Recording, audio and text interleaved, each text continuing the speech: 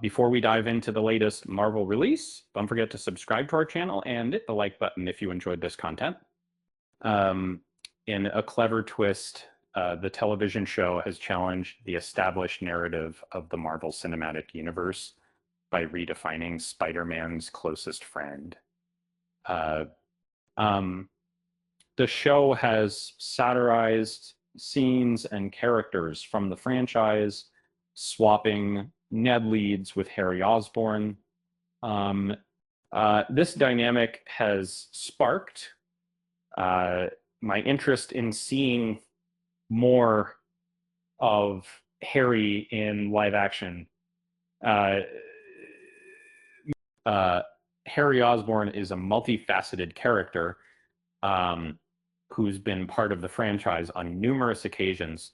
However, his transformation into a villain isn't fully defined yet. Uh, both James Franco and Dane DeHaan portrayed him, but their turn to villainy occurred in films that received mixed reviews. And so watching their interactions, especially with Harry knowing Spider-Man's true identity, has sparked my interest in seeing more of Harry in live action, maybe with a different narrative twist. The show has given Harry Osborn a new role, reminiscent of Ned's, but instead of using the same phrase, he calls himself the guy at the desk. This subtle difference highlights potential distinctions between Osborn and Ned, even though they are both performing similar tasks.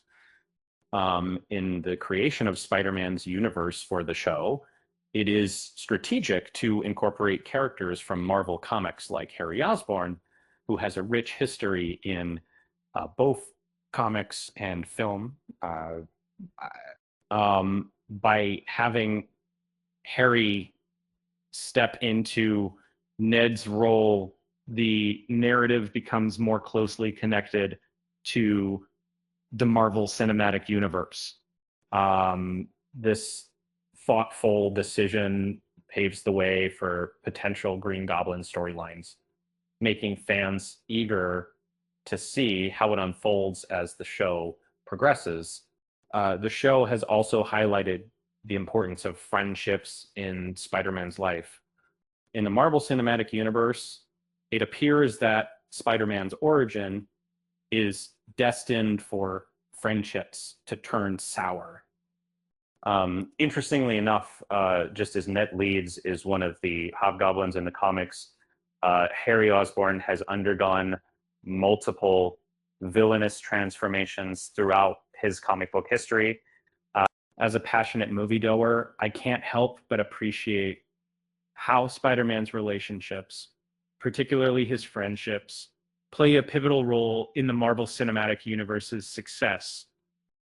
In the latest animated series, this tradition continues as Peter Parker forges bonds not only with Harry Osborn, but also Nico, Pearl, and Lonnie, given the potential for Harry Osborn in Spider-Man stories. I want to see him appear in Spider-Man 4 even more after seeing him in 2025's latest Marvel release. Harry Osborn makes sense for Tom Holland's Spider-Man 4. And I hope to see his bond with Peter develop in the next Spider-Man sequel, lasting for multiple films before potentially transitioning into a villainous role, if that is necessary at all. Ever since saying goodbye to Harry Osborn and Spider-Man No Way Home, our friendly neighborhood Spidey is ready for fresh connections in the real world. Um, Characters such as Felicia Hardy's Black Cat and Gwen Stacy um, could potentially be romantic interests moving forward. But it's Ned, who was not only a dear friend, but also his confidant throughout the series, that I can't help but miss after. The meaning of confidant was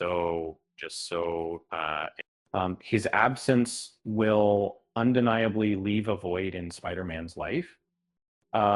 In the future, uh, whatever they decide to call Spider-Man 4, it could be beneficial to cast Harry Osborn for the same role. This would work well as long as the portrayal is robust and authentic. However, unlike in the Sam Raimi films or The Amazing Spider-Man 2, the relationship between Harry and Peter shouldn't start off with immediate conflict or a sudden change of heart.